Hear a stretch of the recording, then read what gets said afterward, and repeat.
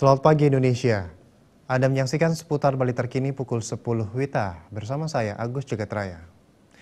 Pariwisata menjadi salah satu kekuatan eksternal yang mempengaruhi arah dan pilihan untuk pembangunan daerah dan oleh sebab itu pengembangan pariwisata ke kawasan Subak diharapkan mampu meningkatkan kontribusi positif dan kegiatan konsumsi untuk pembangunan lokal yang nantinya mampu menekan alih fungsi lahan.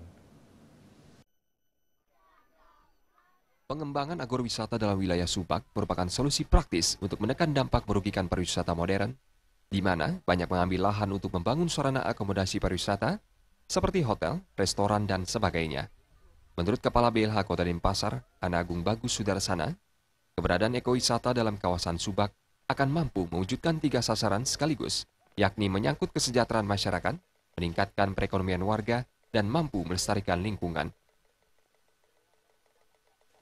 Mengelola alih fungsi lahan kita dan menekan daripada keinginan warga masyarakat untuk menjual tanah. Nah, itu intinya.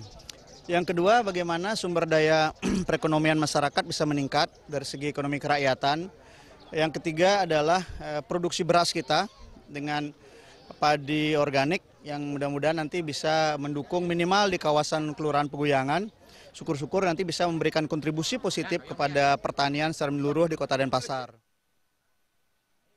Pihaknya menambahkan peran serta dan dukungan kelompok lokal diharapkan mampu mengurangi dampak negatif berupa kerusakan dan pencemaran lingkungan ataupun budaya lokal akibat kegiatan wisata tersebut.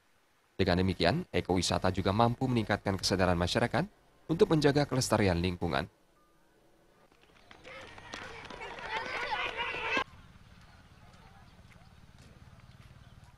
Rati Anggoro dan Ari Wiratmanja, Bali TV.